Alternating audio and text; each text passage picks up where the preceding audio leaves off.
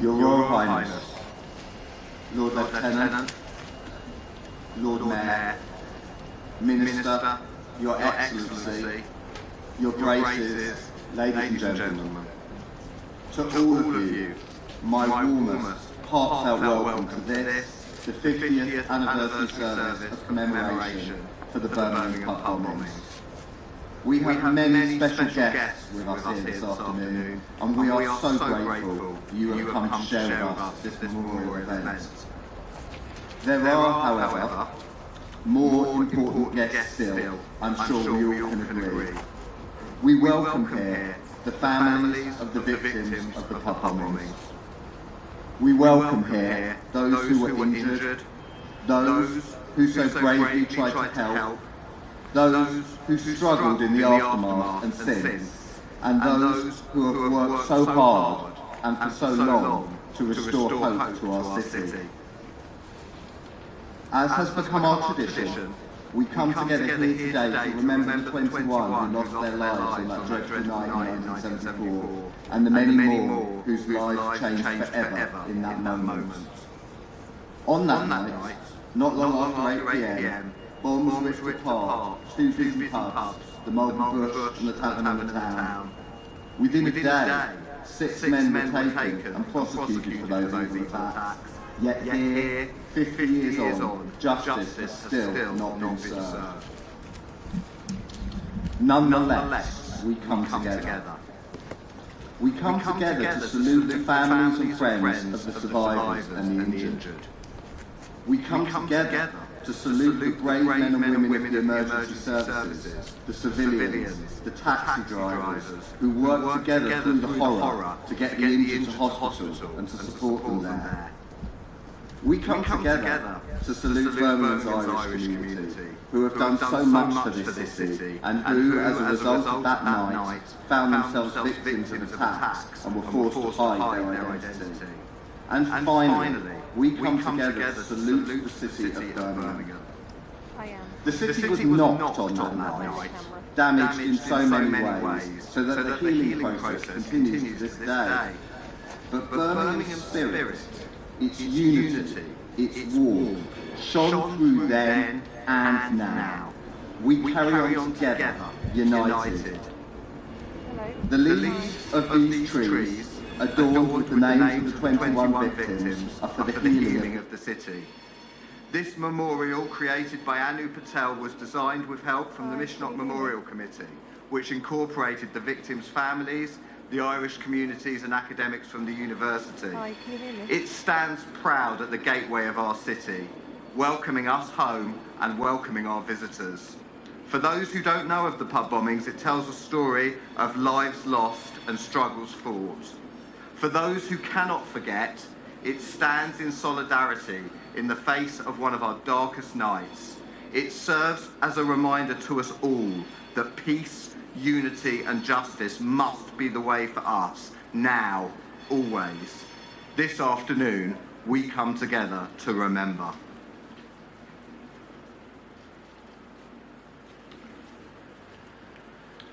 I would like to invite to the stage, well actually they're already on the stage, Skylar Shemzin, who's going to be accompanied by Finn O'Neill. They're from Bishop Challoner Catholic College, and they're going to play us A Million Dreams.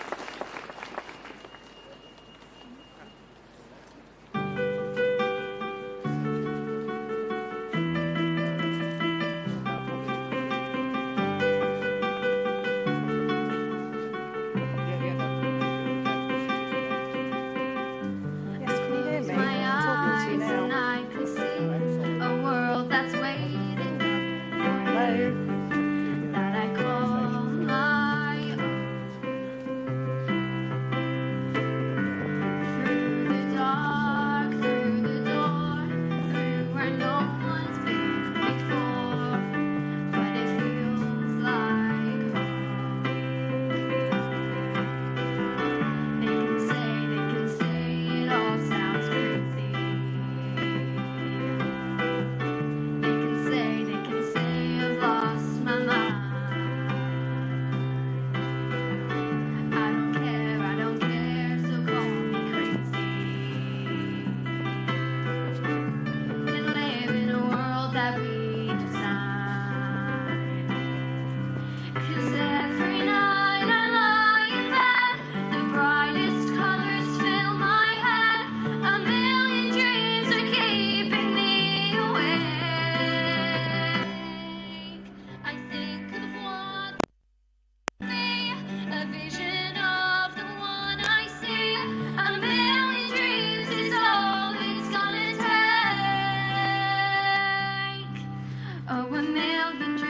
dreams for the world we're gonna make.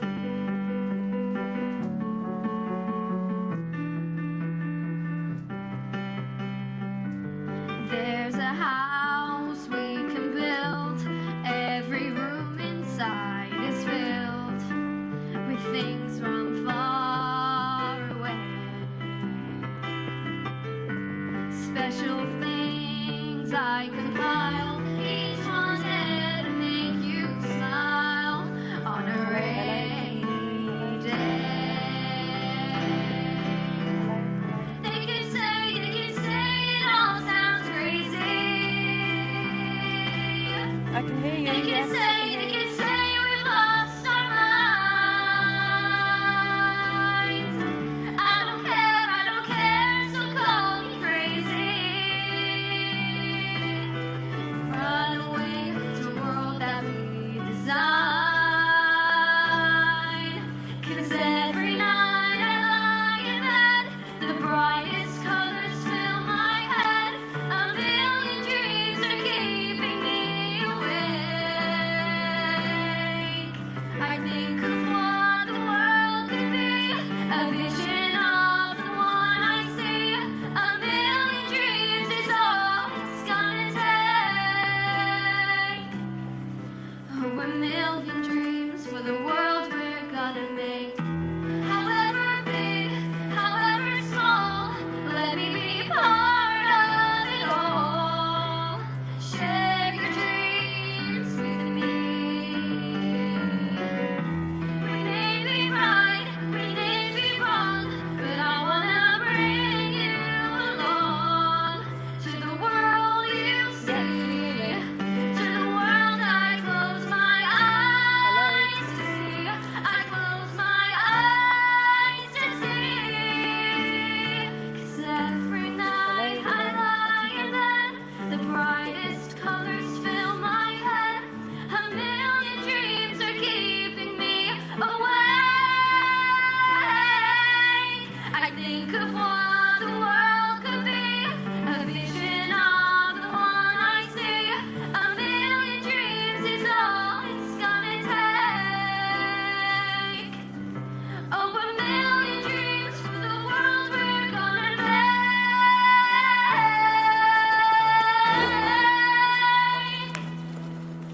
For the world we're gonna make.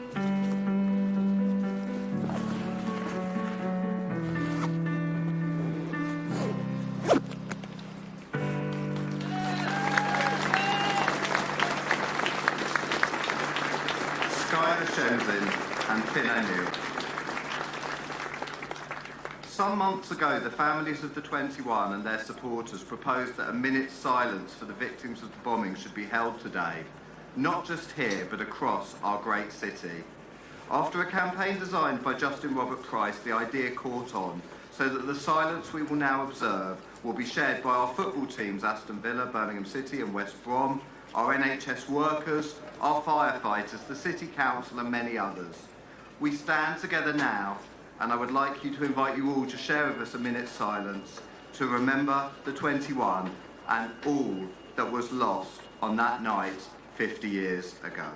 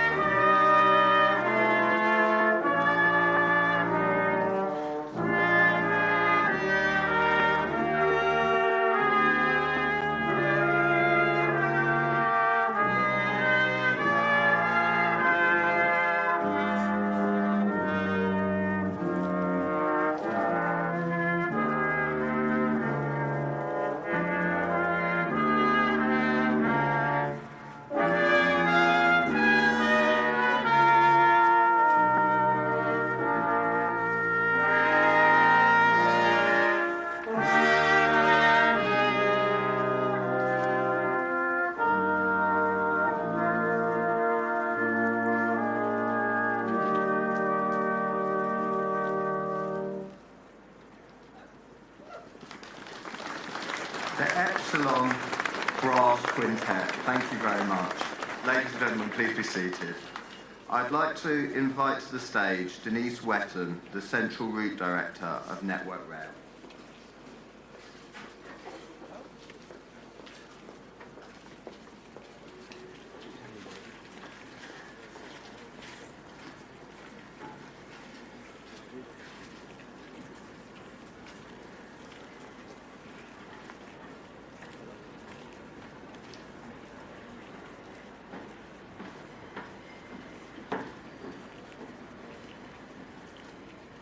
Your Royal Highness, Lord Lieutenant Lord Mayor, Minister, Your Excellency, Your Graces, ladies and gentlemen.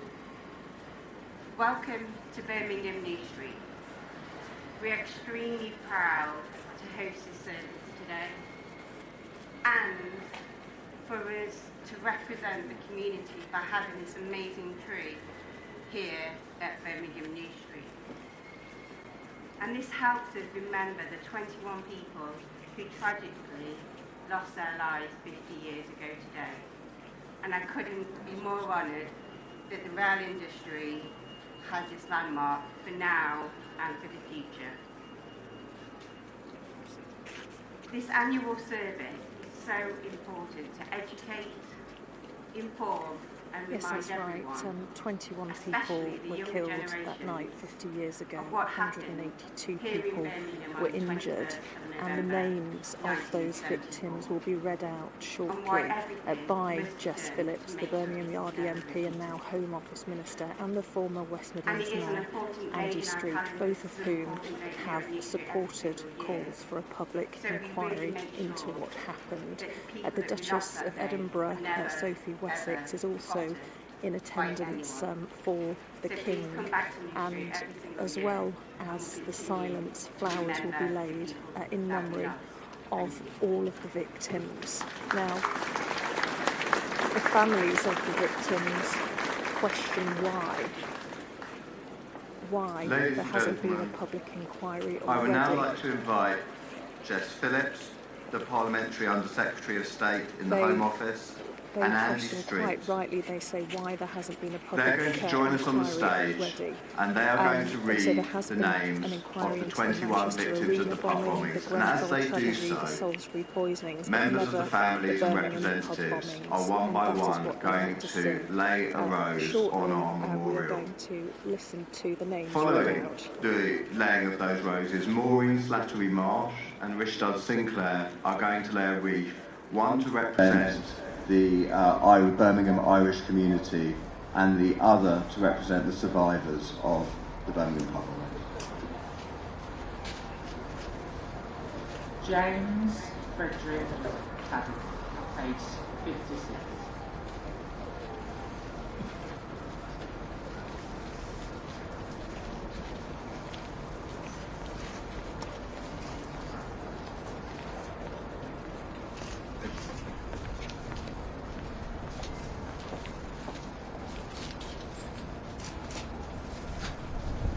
John, age 51.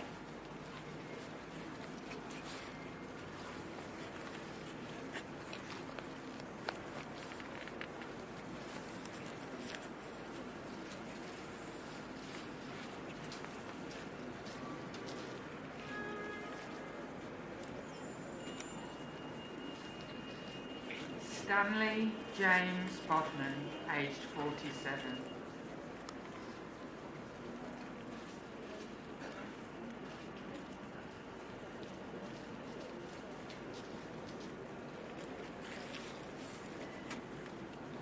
John Rowlands, age 46.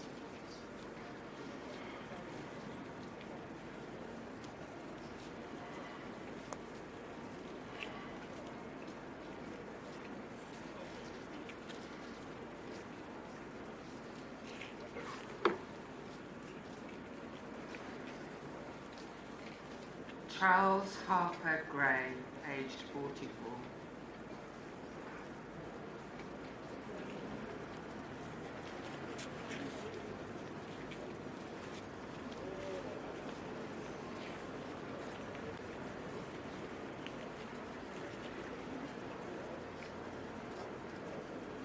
Jimmy Craig, aged 34.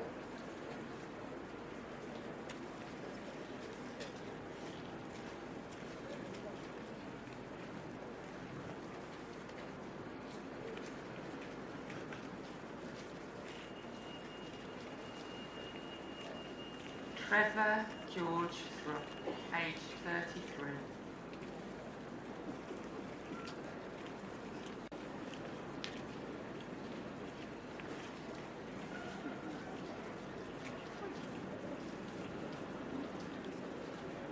Michael William Beasley, aged 30.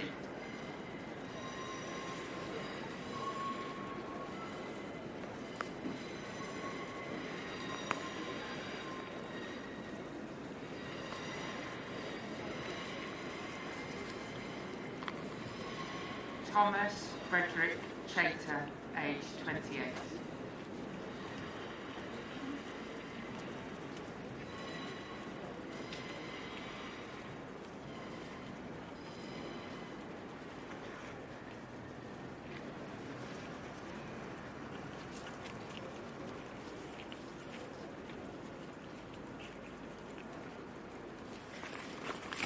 Marilyn Paula Nash, aged 22.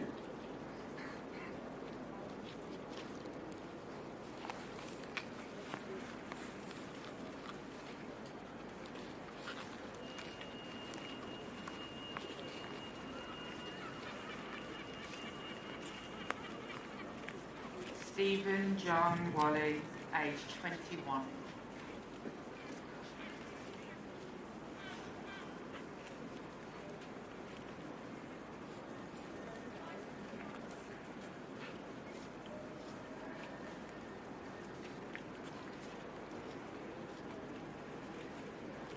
Eugene Thomas Riley, aged 23.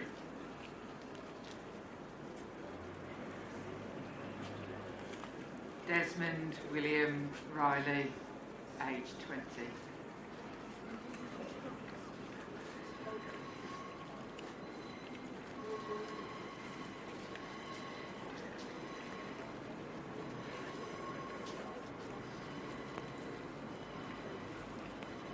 Maureen Ann Roberts, aged 20.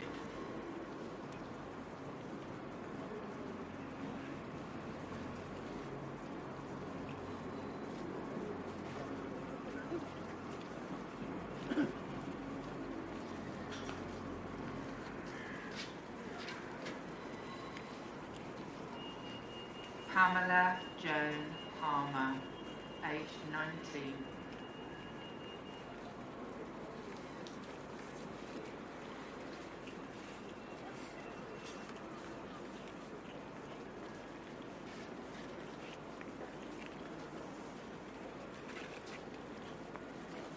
Anne Hayes, aged 19.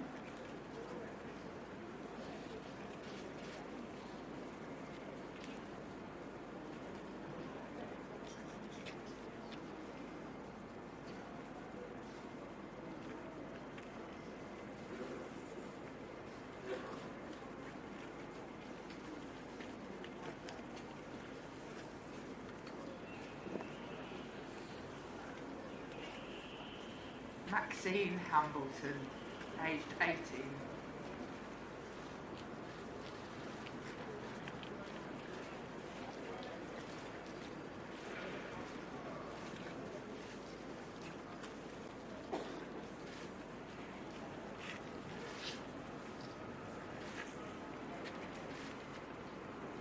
Lynn Jane Bennett, aged 18.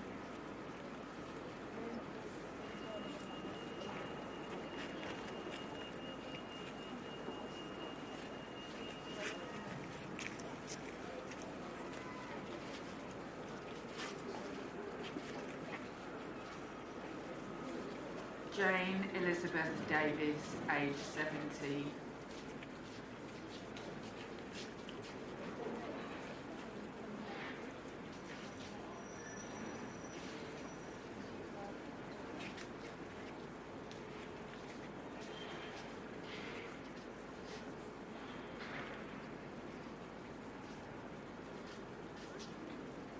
Paul Anthony Davis, aged 17.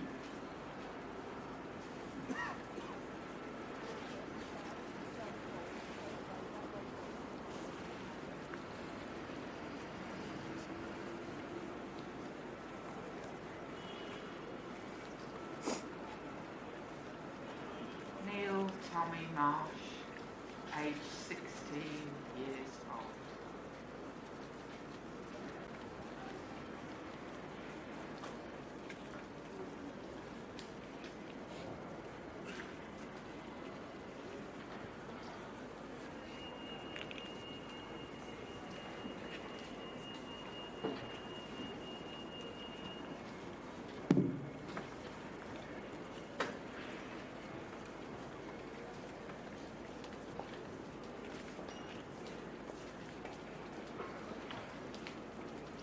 For those survivors of the pub bombings, a wreath will now be laid by Maureen Slattery Marsh.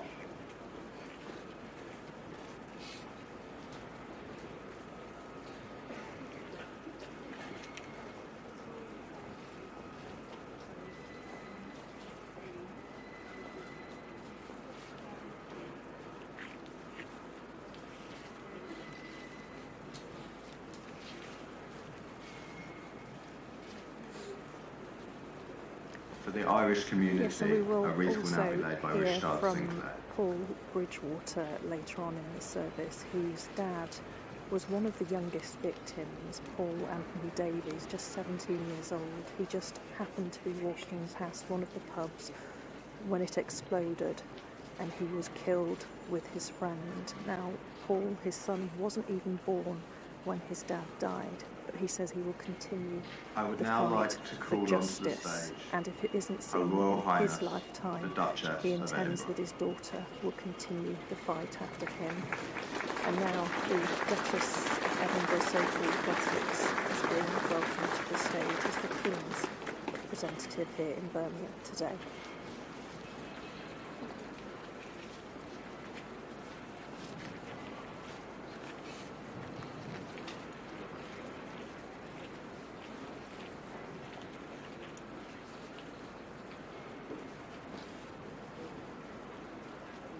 A message from His Majesty the King. As you come together to mark 50 years since the terrible events, 21st November 1974, my wife and I would like to take this opportunity to say that you and all those affected by this dreadful attack remain very much in our thoughts.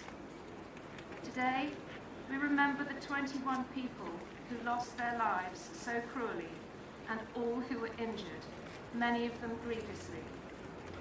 We also pay heartfelt tribute to those who rushed to their aid. What happened on this day 50 years ago was one of so many dreadful tragedies in a devastating period that touched us all, many of us very personally. To see the brave strides forward that have since been made towards lasting peace and meaningful reconciliation, and the close bonds of love and friendship which now bind this city together, makes me exceptionally proud and thankful. I must also express my sincere admiration for you, the people of Birmingham, who have lived so courageously with the grief of that day and the days that followed. Your exceptional strength of spirit and resolve has truly embodied this wonderful city's elemental motto, forward. I'm very sorry that I cannot be with you all today, but my thoughts, prayers, and very best wishes remain with you all as you mark this saddest of days.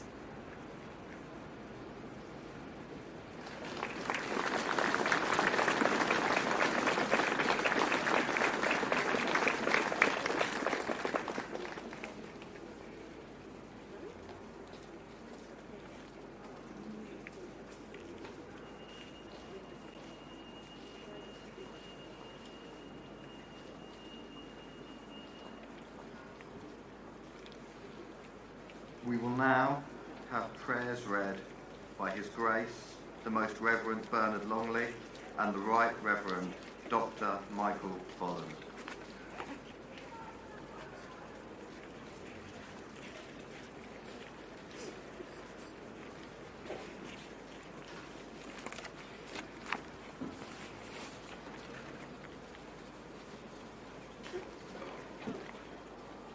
Lord Jesus Christ, you are the way of peace.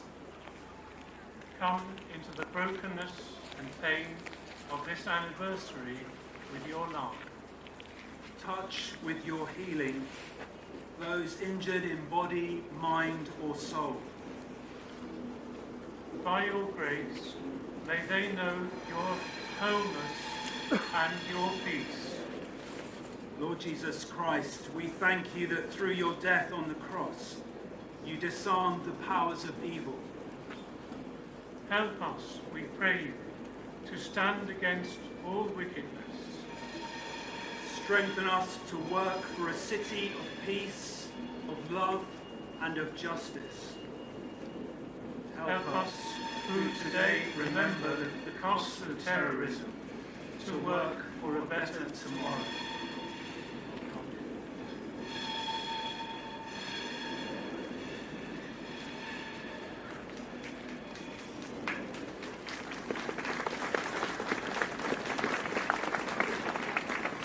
I would now like to invite onto the stage the Lord Mayor of Birmingham, Councillor Ken Wood.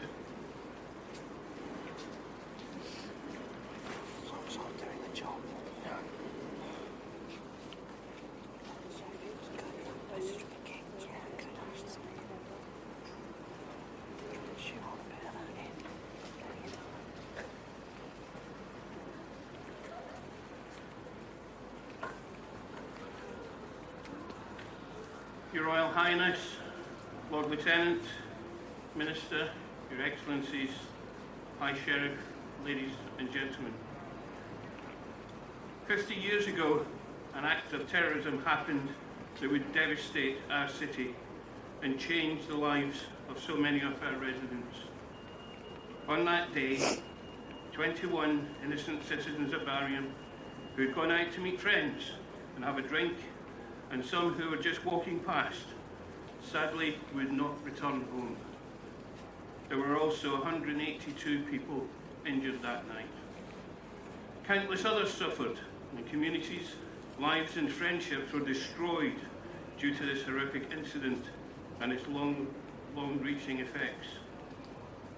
But on that night, we know the Brummie spirit that we so often take for granted these days was displayed in abundance, with emergency services such as the ambulance and fire services on the front line doing their best to get victims out and treated. All the doctors and nurses in our hospitals who worked tirelessly treating the casualties. And also the taxi drivers who freely provided transport for people lightly injured to get to hospital as there weren't enough ambulances. And added to that was your normal run-of-the-mill Brummie citizen who rushed to help. As Lord Mayor, I am honoured and humbled to be able to speak today. In doing so, I pay homage to the families who suffered the tragic loss that night. We can only imagine the pain they continue to endure. I pay homage to our emergency services who remain selfless in their actions. And I pay homage to our communities and citizens who work so hard every day to make Birmingham the great city it is. Thank you all.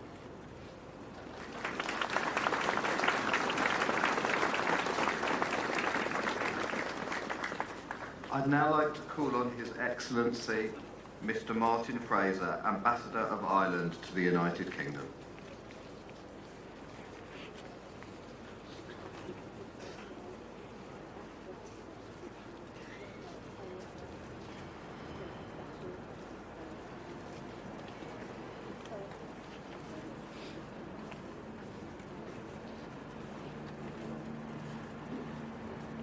Royal Highness, distinguished guests, I want to read a message from the President of Ireland to the people of Birmingham.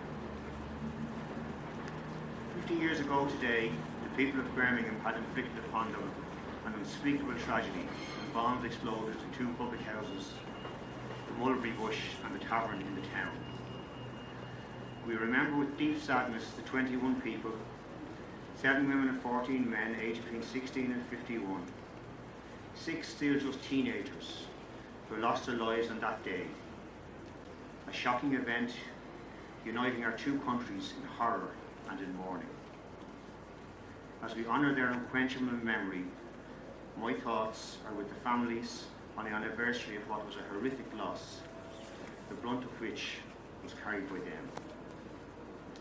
It is important too to think on a day like today of all those who were injured in the violent attacks and for whom the pain and suffering inflicted upon them still lingers on. We also remember all those who helped the injured and respond to the atrocity. The quest for truth and justice for those killed and injured on the 21st of November 1974 has been a source of further pain, compounding as it does the anguish of those left behind. When I visited Birmingham in 2019 as President, on the 45th anniversary of the bombings, paying my respects at the memorial to the victims of that most appalling and evil act, I was struck by the resilient bonds of friendship that have endured between the people of Birmingham, including the large and vibrant Irish community who call that city home, and the people of Ireland. Later that year, in October 2019, I was honoured as President of Ireland to host representatives of the victims and survivors of the bombing at Áras Nuachtaráin in Dublin to listen to their heart-rending stories of potential lost, of futures destroyed, and to hear about the vibrant lives as well as the tragic deaths of their loved ones, the 21 people who lost their lives on that day.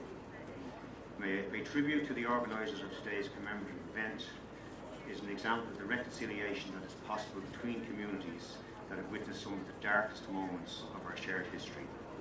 I sincerely hope that all those involved in addressing the painful legacy of the Troubles can summon the spirit of understanding in the story of our shared journey towards peace and reconciliation that you all here today have so courageously demonstrated. Michael D. Higgins, Uachtaráin Éireann.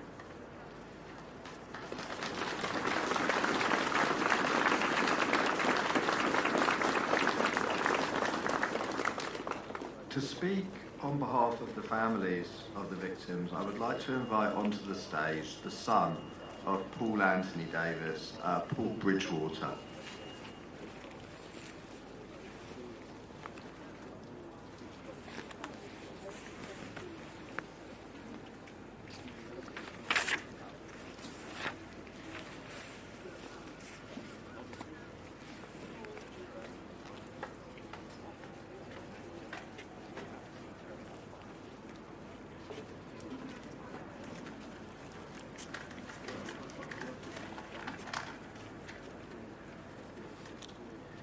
My name is Paul Bridgewater.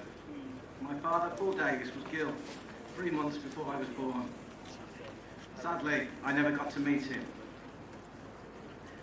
Growing up, it was really difficult for my mum to talk about my dad and what happened that night. But what she did tell me was that my dad was a kind, strong man who had a love for martial arts, football and reggae music. My Auntie Deborah, Dad's sister, always tells me I'm the double of him, even down to the Adidas trainers we both wear and the fact we're lifelong Aston Villa supporters. They say it in the blood, eh? It's such a shame we never got to go to a Villa match together. One of Dad's good friends, Benjamin Zephaniah, who sadly passed away last year, told me this quote. We were all Villa fans. Myself, Paul and a few others were good friends with Doug Ellis, the then Villa chairman. He was always trying to get us to play, but although we loved football, we were kung fu mad. Benjamin also told me he nicknamed Dad Blanket Fluffy Locks. This was because he had bits of fluff in his hair when he was growing it. This didn't last long, as Benjamin told my dad to smarten up. These anniversaries are always an emotional time for me and all the families. Losing my dad before I was born makes me reflect on the things I've missed out on, but also the things he missed out on. He never met me. He never met his granddaughter Misha. He never met his great-granddaughters Havana and Viola. I never met my dad, but I feel that his fighting spirit lives on in me. And I hope he would be proud of the man I am, and how we are still fighting for truth, justice, and for the 21 who sadly lost their lives, and the many others injured and affected by the tragic events on that fateful night 50 years ago. My dad died too young and missed out on so much, which is why we must never forget the 21 and make every effort to find out the truth about the Birmingham pub bombings. Thank you.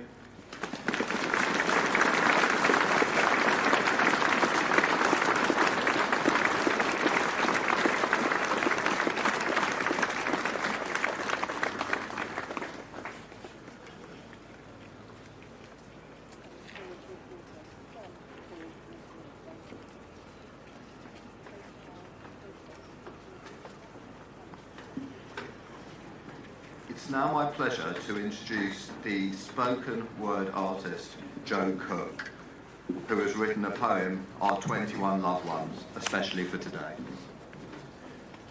Hello everyone. Before I read it, I just want to say a huge thank you to Julie from Justice for 21 for meeting up with me, sharing some cups of tea and just sharing all these incredible stories with me. I'm a Maltese Irish born, so it's a real privilege for me to be here and speak about this. And the poem is called Our 21 Loved Ones. Under the shadow of the rotunda, a robust structure, bricks and mortar, laid with the sweat of Irish labour, the city's grey concrete, littered with the brown autumn leaves, a crimson carpet, crunching under people's feet, the city's alive, a heartbeat, busting and bustling, 2 hour bit to the tavern in the town, amongst muckers in a mulberry bush, death whispered its countdown, an unholy ambush, blast sealed their fate, a device detonates. 2 teens with dreams, sons, blessed by the son of the West Indies, head full of Bruce Lee and ABFC, one followed his mother from Jamaica, Birmingham be safer, a better life, game changer, just passersby of a payday night out, 3 days away from blowing 17 birthday candles out, 2 women, again teenage, the diary of life's next page, overcome dark days, their future in a sharp gaze, steps towards higher education, one candle invitation, handmade, love exchange, a moment between friends, a celebration they will never attend, a deadly device detonates. Hackney carriages hurry through the carnage, helping the wounded and damaged, the back seats of taxis full speed to A&E, holding the hands of the hurt, guardian angels of the earth, no sirens to be heard, a payment greater than any fare they'll ever earn.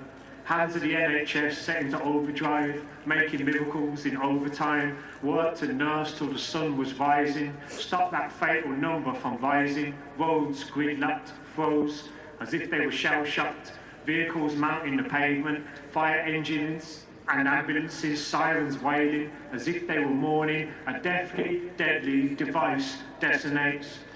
The blast zone rushed the doors of Irish homes, spread out like the angel of death's wings, shrapnel severed the city's heartstrings, silence the Irish heartstrings, projectiles of prejudice shatter windows, a hateful chorus of Paddy go back home, a witch hunt begun, locked doors, the mob wars, burning torch and pitchforks, anger ignited, community seen as suspect devices, now home is where the hate lives.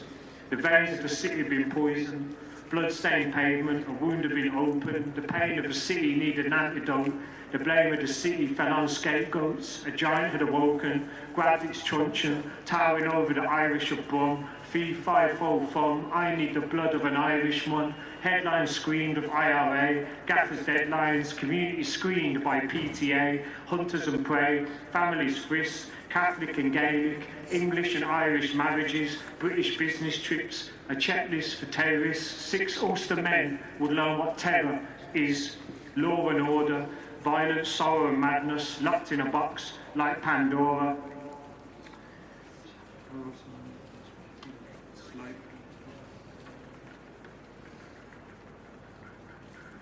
In 1991, the 6 saw the light of day, the gates of hell behind them, to forever live away, Iron bars of trauma, caged to mind, rooftop threats, burns of cigarettes, the snarls of canines, still shackled to the policeman's chair, their sanity left behind, the jail cells of HMP to the daily hells of PTSD, parallel, round and round, brutality circles the mind like haunted carousels. The powers that be, pockets are deep, but grassroots run deeper. Spare change for change, the hammer of truth, like the one raised on the coat of arms of our council, shatters the locks of any gatekeepers, state carpet sweepers, support from BCFC buses, Villa's Pride Lion and Lionesses to the Mayor of Donegal, Roy Wood, Quill, Patrick Joseph Hill, relentless for the voiceless, no ministers have laid flowers, no wreaths for the grief, no lords have mourned, bowed their heads on these streets. The cabinet has been absent, not paying respect for the tragedy, the biggest unsolved mass murder of the 20th century. Lady Justice may have blindfolded eyes, but her cloth has fallen. A gag is around her mouth, a gag is tied. Silence. Is justice really blind, or did justice turn a blind eye? Authorities call it limited scope, but families have unlimited hope. Time isn't a healer when justice isn't nearer. Closure doesn't come through campaigning, fundraising or memorial unveiling. Trapped amongst the rubble of memory, the parasitic plane kings on for eternity. A destructive, deadly device detonates. Now this alliteration is a representation of each decade, how this city of 1,000 trades is still waiting for over 18,000 days, 50 years of pain, 184 injured and maimed, 21 names forever in prayer, 21 souls who are no longer there, 2-1. The last two numbers of the area code we share, 21st of November, 1974, 2-1, too long, 50 years on, fire doesn't cease, cold cases got to turn up the heat, may the fallen rest in peace, but truth and justice stolen can't live in peace. Birmingham's motto is forward, but here are 4 words that won't be forgotten. Justice for the 21.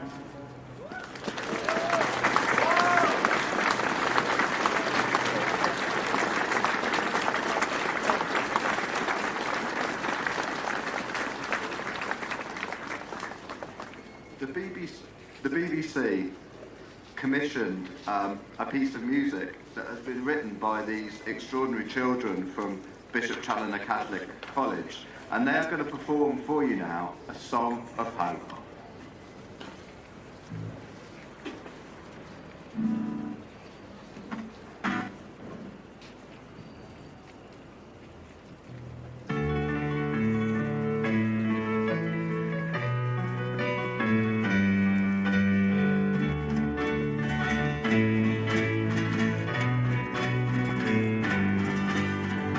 It's all about perspective.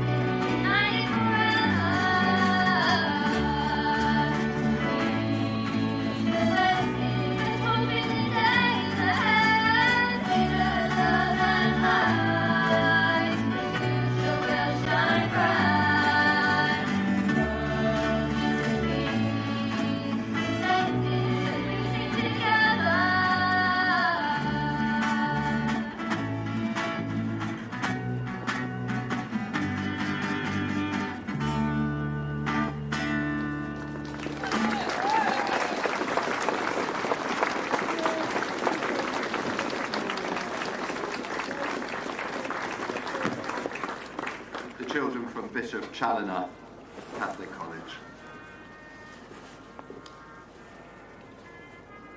I would like to take a moment as we conclude this service to just thank Maurice Malone and his team at Birmingham Irish Association for putting on this event and for bringing us together every year as they do.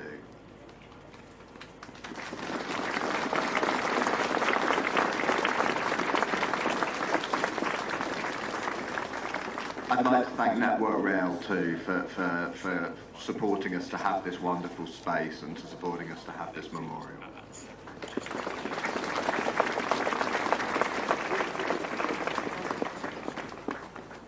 I think I can speak on behalf of all of us when I say that it's really humbling every year to come and stand in solidarity with the families of the 21.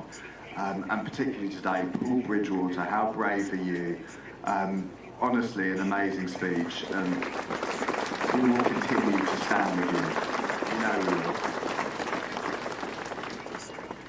And finally, I would like to thank everybody else. I'd like to thank all of you for joining us on this very sad but very special day.